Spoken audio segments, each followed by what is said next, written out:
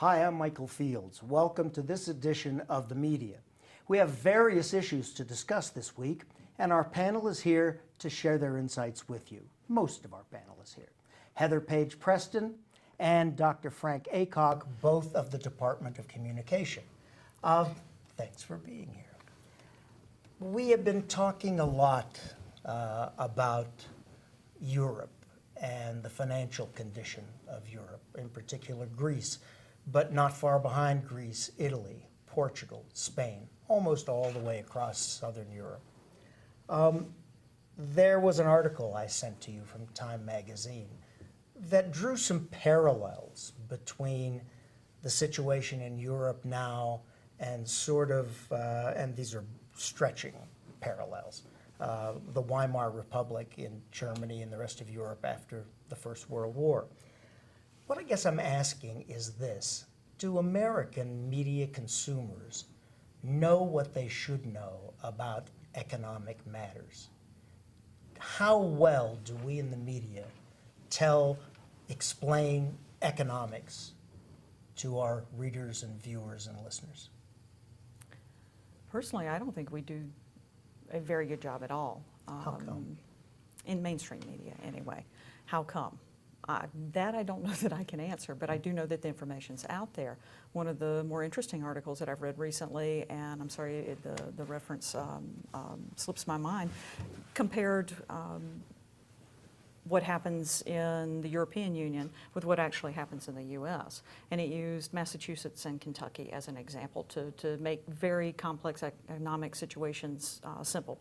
And it said that, you know, Massachusetts has always been richer than Kentucky and will always be richer than Kentucky. Massachusetts bails out Kentucky repeatedly, but never loans money to Kentucky, doesn't ask for repayment of those funds. Whereas in Europe, what's happening is Germany is loaning Greece money and demanding repayment, even though Greece is unable to do that, even though Greece has always had a weaker economy, will always have a weaker economy. So, you know, that's one example of how something very complex could be explained simply in the media. But I've not seen that in any of the mainstream articles or news coverage about Greece. Frank. I think it's a little more complicated, just from what I've been watching and paying attention to. Watch a lot of CNBC, which is the financial channel, and they do a fairly decent job of discussing it because obviously it is focused toward their viewers. Their beat. But I think part of the problem is that, one, economics is not that easy to understand. And second, I'm not sure that the average American really cares about what's going on in a small country in southeastern Europe. It's a situation where, okay, that's going on in Greece, that's fine. I'm not going there this summer, so I don't have to worry about it. Oh, look, the euro has dropped to 110 or 19. Good, I'm going to Europe. I got some more money to spend. You know, that is about as far as they go with understanding or wanting to understand the idea of what's going on over there. But if you, for instance, are an investor in the stock market, we've seen some swings of well over 300 points this week and last over the Greek default. And secondly, much of what brought about the Second World War, which affected us greatly, was brought about by the economic conditions in Europe between the First War and the Second War. Germany was left in a condition that was not sustainable, especially for a very, very advanced society, where to buy a loaf of bread, you had to bring a wheelbarrow of marks because their inflation was so out of control. You notice all over Europe, there are right-wing groups in even benign countries like Sweden and Norway and Denmark, of all places, let alone the countries of Southern Europe.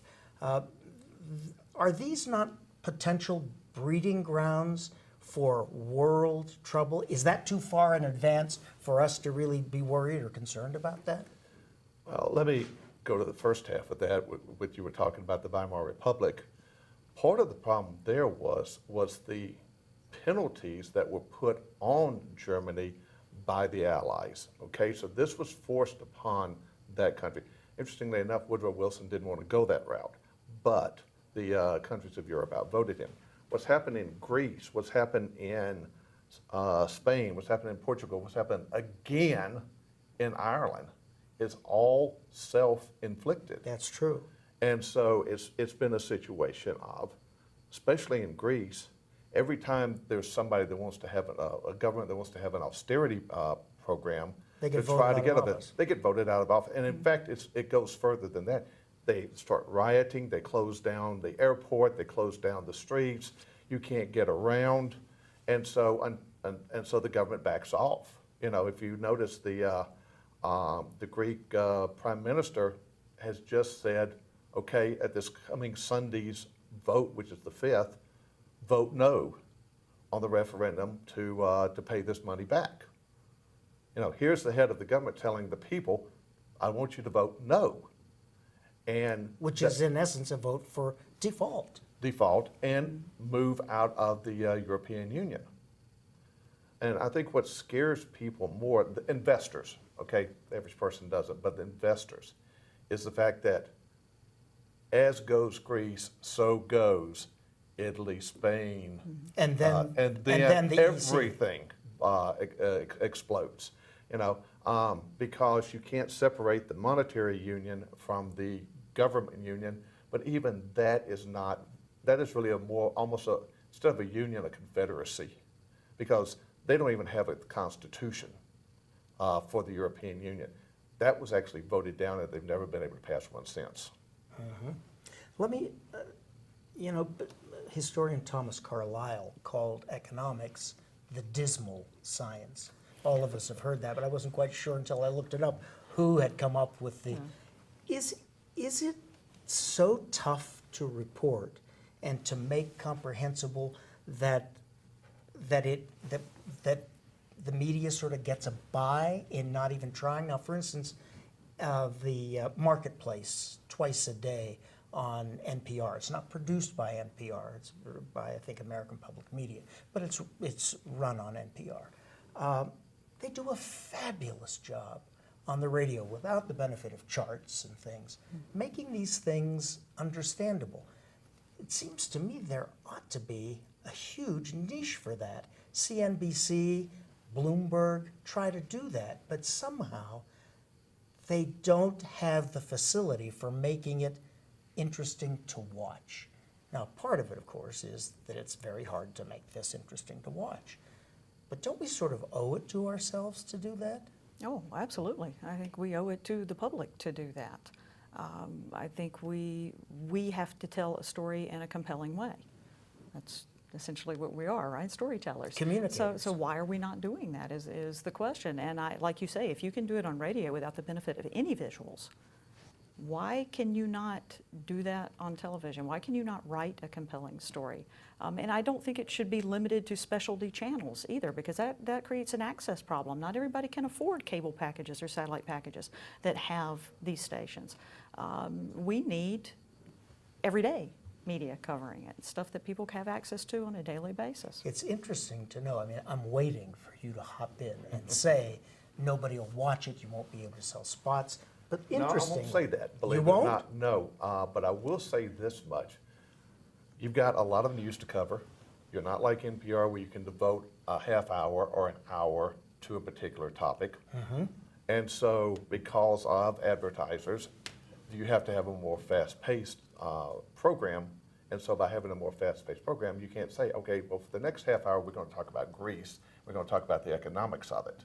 You know, but I think economics is something that's very difficult for people to grasp quickly. You know, when you start talking about defaulting, okay, now you've got to spend time explaining what default means. You know, default is not something that runs down California. And so you've got to go in there and you've got to explain exactly what you're Basically, talking you just about. say skipping out on your mortgage. But that doesn't make as much sense when you're talking about a country. You know, we can even bring this closer to home. Think about Puerto Rico. That's right. You know, Puerto Rico has asked, can we declare bankruptcy just like Detroit did? And under the law, the answer is no. They've got, what is it, $72 billion. $72 billion, where did that come from? That was self-inflicted as well. Absolutely. Certainly. Absolutely. And here you have a situation on our doorsteps, which is a part of the United States, a Commonwealth part of the United States, and it's gotten to this situation. We don't need to look at Greece. We can just look at our own backyard and see this sort of thing happening. And But it's self-inflicted. Yeah, but it's our job to do that. It's our job to say, hey, look, there is something closer to home. You can relate to this. And then that broadens everyone's horizons. And it's also our job to explain the numbers. That's intro to journalism, journalism 101. You always do the math for your readers or your viewers. That's our job, to tell a story in a clear, compelling way. And so the question is, why can't the media do that? And it's not, I don't buy that it's just a time limitation or a space limitation. See, I don't either, because for instance, again, Marketplace in the morning is 5 minutes long. Yeah. In the afternoon, it's, I think, 12 to 15 minutes long. Yeah. That's the one hosted by Kai Risdall. Interestingly, if you had said to me, nobody will pay to put a commercial in that sort of thing because it's just, not something that people. Marketplace is the most popular show about business and economics in the United States, with a larger audience than CNBC, Bloomberg, and PBS's Nightly Business Report. Wow. That shocked me. Yeah, It yeah, shocked me. Yeah. On NPR. All right, let's move on to something else. We've determined now that we in the media need somehow to find a way to make this kind of news more palatable. You raised Puerto Rico, and just as a postscript to this, I wasn't aware that there was this kind of a problem in Puerto Rico until we began heavily exploring what's happening in Greece. That has been sort of lurking there below the surface. Nobody's been pounding us about that. And I think that's further evidence that it isn't an appealing, easy story to tell, hence we just don't tell it. Nor a Final word? Nor a particularly exciting story until we get to this point. That's correct, until you hit the crisis. Yeah, and it seems like that so much of the time, that's the type of thing that you're running into. You have, especially CNBC, not only do they have to talk about Puerto Rico, not only do they have to talk about Greece, they've got to talk about all the mergers that are going on, they've got to talk about the ups and downs of the stock market, and they're going on a regular basis. But they have 24 hours a They day. do, and they do spend the time to talk about this as part of Squawk on the Street, Squawk Alley, Squawk Box, all the rest of those shows. They do bring it in and they do discuss it. But Greece is over there, and for them, what's going on here in the United States is more important. I sure hope it stays over there.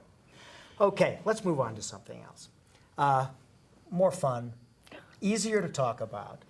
I think, we're all talked out about Brian Williams and his relationship with NBC. How about the Donald, Mr. Trump, who has been unceremoniously dumped by NBC, not only on The Apprentice, but he and they together produced Miss America, I think, and Miss World or something, pageants which he owns. Macy's has just dropped, and that's the biggest retail chain next to Walmart in the country, has dropped his clothing line. Which, by the way, was their bestseller. I'm sure he's such a fashion plate, after all. Next, there will be Donald Trump salons for hair. I guess what I'm asking is this. What does a public figure have the right to expect from his or her treatment in the media? I'm going to bring up a couple of names to you. Bruce Jenner and his new persona. Bristol Palin, Donald Trump. Are these people putting themselves out there willingly, and they're not the victims of any crime who would rather be anonymous or anything? Are they pretty much asking for it? Are they entitled to no dignity, no privacy?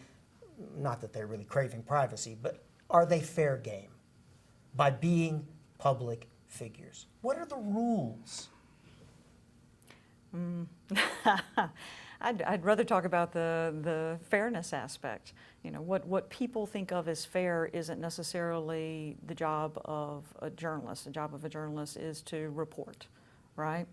So if you're covering someone who has put themselves out with dignity, saying that they are changing, they're transforming, as in the case of Bruce Jenner to Caitlyn Jenner, that deserves a dignified response. And for the most part, we saw that in a lot of media outlets. When you have someone like Donald Trump who says hateful things about, and it doesn't matter whether we're talking gender, we're talking race, we're talking ethnicity, anything that you can label anybody as, yes, nationality, you have the right to expect that a fair number of your business associates and the media are not going to be too happy with you. This is not the message that they want to send. Whether it's for business reasons or not is irrelevant. It's not a socially responsible message. And just because you're famous doesn't give you the right or carte blanche to do whatever you want to and say whatever you want to. So I feel nothing for him in that sense. I think he got what he deserved. And I Bristol? think, I'll reserve comment on that. I thought you might. Frank? I'll start with the Donald. Okay, I'm looking at him as a declared candidate for president because he made these comments during his declaration of being in the Republican primaries coming up.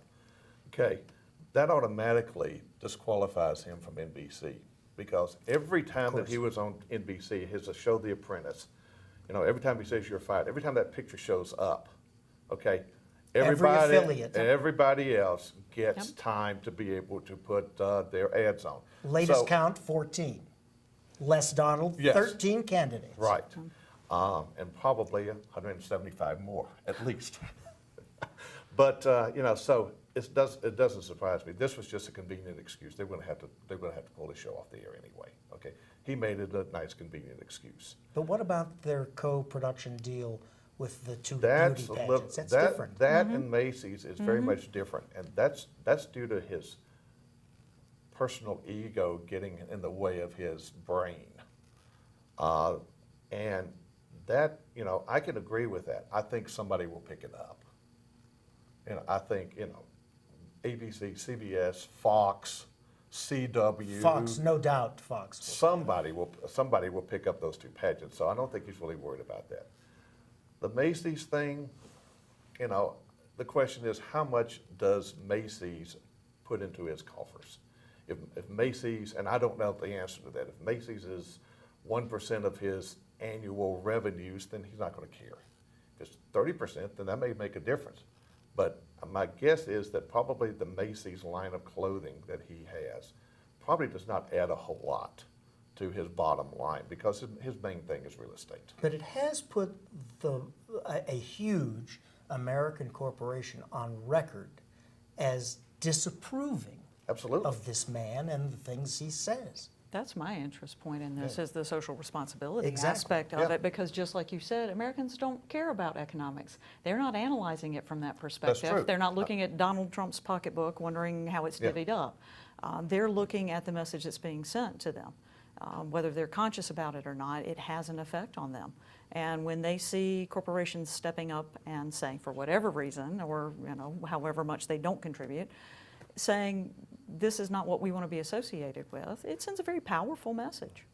It would be another thing if he had a deal with, let's say, a cable corporation or Bank of America. Most people would shout and say, "Good for you, Donald, for not being associated with them." But at this point, it really does, when you start counting up before you decide your political allegiances, the assets and the liabilities invested in a certain candidate.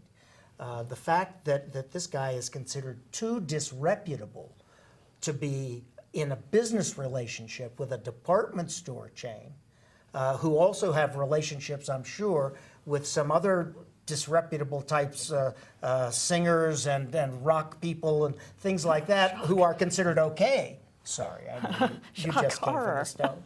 But it is an interesting thing to notice just what seemed to be the boundaries of what the business community and what good taste dictate. But at the same time, part of that is the fact that these were hot button issues that he pushed. The hottest. Yes, exactly, especially with everything else that's been going on with churches burning down and the fallout still over the Confederate flag issue and all And the the rest of that. Republican Party doing everything they can, turning themselves inside out to court the Hispanic Yes. Exactly. voter. Exactly. So, you know, the Donald did not help himself. He may have helped himself with that small 1/2 or 1% of the audience out there that may vote for him regardless of what he did. But he didn't help himself for anybody else. Did he by help the doing- GOP? No, I don't think he helped the GOP, but I don't think that you're going to see him in any debates because he's not going to draw enough polling Although to get in there. in New Hampshire, he's number 2, just 4 or 5 points behind Mr. Bush. That won't last. I know it Yeah. won't last. No. But still. Yeah. And as to the economics that you referred to, I was simply saying from his point of view, not Oh, I from the know, I media's know, point, I or know. the people's point of view. It's just what's his. Does he really care about his Macy's revenue that's coming in? If it's 1% of his income every year, then no, he doesn't care whether or not Macy's is carrying his clothes or not. I think what he cares about is that this huge, respected institution, you know, Santa Claus at Christmas time, Thanksgiving Day parade, has said publicly, we don't want to have anything to do with you. And as you say, it was a very good seller. His Yeah. line was a very good seller. Yes, it was. I want to ask something else, change the subject. Yeah. Do you two miss Mike Wallace as much as I do? Yes. Yes. Yes. I guess I want to ask you from 2 people who not only have studied the media and who teach the media. I want to know what each of you thinks about boundaries, not Donald Trump's boundaries, but a reporter's boundaries. I notice that fewer and fewer people, with the passing of Mike Wallace and the sort of moving on into the great journalistic enterprise in the sky of other 60 Minutes people, I've noticed that reporters have fallen back into a kind of 50s mode, pre-Vietnam mode, where they're reluctant and almost afraid to ask tough questions, to hang on until they get an answer. It may not be the answer they want, but an answer. Yes. I'm wondering if this is kind of a cyclical thing and what your thoughts are on this. A, do you agree? And B, where should that point be? When is a reporter's work too aggressive and when is it not enough? Yeah, I do agree. We have to remember, though, Mike Wallace was extraordinary, even amongst his peers, the people who were on 60 Minutes with him. He was the creme de la creme. He had a way of asking those tough questions, fixing people with that stare, and waiting for those answers, as you say. And he didn't know what was coming, but he was confident enough in his ability to cope with what was coming. He was a tiger. To go after it. That takes a certain personality to do that. I think a lot of what we're seeing now is business related.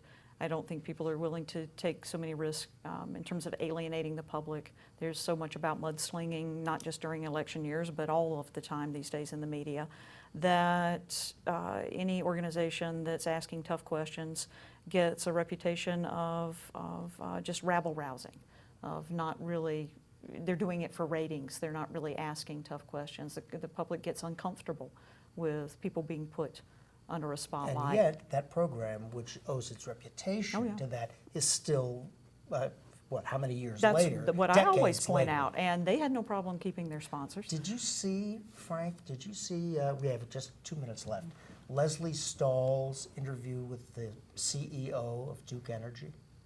No, I did not. I'm sorry. Leslie is not a Mike Wallace, and yet she nailed her to the wall. I thought if we had had time, I would have, the next part of this would have been in light of that really devastating interview. how well did Duke Energy prepare her for that? After all, she was going up against 60 Minutes. Yeah. And number two, she just got a huge raise by the board at Duke Energy, and I would have guessed they would have let a little more time pass between the interview and the announcement of the raise before they would have done that. Quickly, chime in on this. I'm sorry I didn't leave enough time for it. That's fine. I think a lot of this has to do with the fact that, as Heather said, the ratings matter now. The profits matter now. Back when we were talking about Mike Wallace and those people, we're talking about a time when the news lost money and they made it up on the entertainment side.